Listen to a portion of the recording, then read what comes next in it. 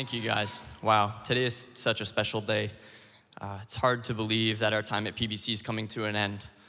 As we came in here today, we're reminiscent of all of the unforgettable memories that we've made here all along the way and all the incredible people that we've met here. To this amazing Mannahouse church family, first of all, on behalf of the entire senior class, thank you so much for just receiving us as your own. Just thank you so much. You've given us such a place to love and be loved in, and it was a pleasure to serve and worship with you guys during our journey. I know that PBC would not be the same without this church family, so thank you so much. And Portland Bible College staff and faculty, you guys are simply a dream team made in heaven. We're eternally grateful for your impact in our lives. You give us so much more than theology and doctrine. You poured out so much more than we could have ever imagined, and when it's applied, Thank you so much for your faithfulness, your dedication to us. You treated us like family when we were thousands of miles away from our own. There's not enough thank yous that we could ever say that would show enough gratitude for that. When I applied to PBC because I wanted to know God's word, and I wanted to get to know him more and to make him the center of my life. And I know this to be true about my other classmates as well here too. You don't just move 1,000 miles away from the comforts of your home for just anything. It had to be God. When I left Ontario, Canada, I remember saying goodbye to my family about 6 times, 2 more times in the driveway. And I remember driving across the country with my grandparents, 2,600 miles. We saw Mount Rushmore and other never before seen landscapes. And I remember getting dropped off and stepping into just the most loving, welcoming, and accepting community on the planet. These next 4 years were gonna mark my life for sure.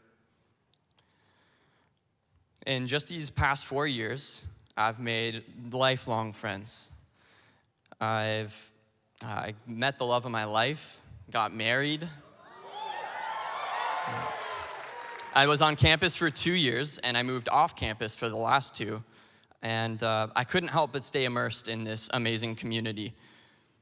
Moving off campus couldn't stop me from going to all-night prayers and going to the campus parties or volleyball on Fridays. Moving off campus also allowed me to stay involved as the off-campus representative as well on the best SLT team ever. Together, we experienced storms, power outages, hazardous air due to forest fires. We've had droughts, floods, starvation, shout out Top Robin. We also overcame and persevered through a pandemic, and believe me, that is all I have to say about that. And we've moved away from loved ones and families. We've been sent by churches, all awaiting our return. We left people who believe in us for a short time in order to become the people they believed we could be. This is the kind of environment where our biggest weaknesses are exposed, our failures are confronted, and we're faced with our greatest needs.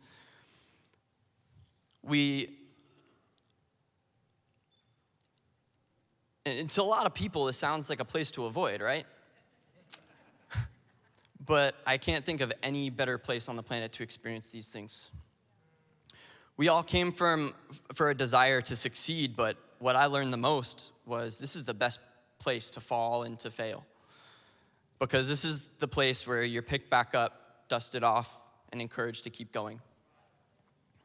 Hebrews 12:1 says, "Therefore, since we have such a great cloud of witnesses surrounding us, let us also lay aside every encumbrance and sin that so easily entangles, and let us run the race with endurance that's set before us."